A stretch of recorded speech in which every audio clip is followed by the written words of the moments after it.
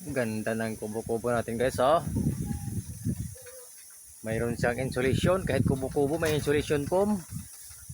Tapos lakas pa ng hangin. Ayan, oh. Hindi gumagalaw yung mga kawayan, oh. Ang presko dito.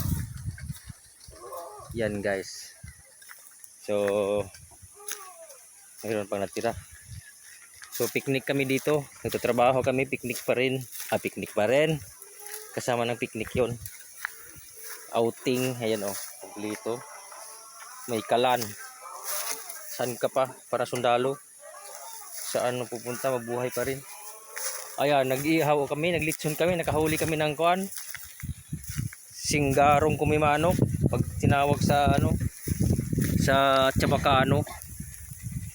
Singgarong kumimanok. Ayan, oh. Nag-ihaw. Galing yung anak ko, oh. Lechon daw. Kulang-kulang kalahating kilong baboy. Tinalian ng tie wire sa kawayan. Oh, lechon na. Baboy na. Ayan, oh. San ka pa? Lechon. Tapos mayroon pang bangus na binalot ng dahon, no. Ayun, yun yung project natin, oh. Dito sa luti natin. Pinaganda na natin. Ano na siya? Good lumber. Tapos brand new yung yero. Ayan guys, sa paghahanda sa darating ng mga araw, wala na kasing tubig sa baryo natin, kaya dito tayo mayroon ditong balon. Ayan, yung itong luti na to, balang araw kinabangan din. Taniman natin to ng mga kuan, yung madali lang harbisin, yung hindi matagal na hintayin. Unang una taniman natin to ng kuan, sardinas. Ano pa yung special, yung San Marino tuna. Ayun, madaling harbisin, madali lang itanim yan. Ano pa, ayan, taniman natin yan.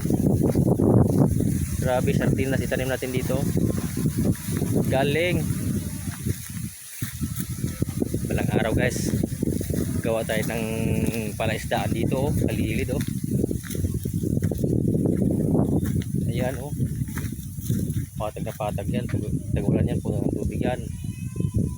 Yan, pag nagbaha yan, mayroon pang bangus na maliligaw dito galing sa mga kabilang banger doon, mga palaisdaan doon. So naliligaw ng mga isda dito. Ayan guys, oh. Malapit na matapos ang kubo-kubo ni Mang Kanor, ni Oscar.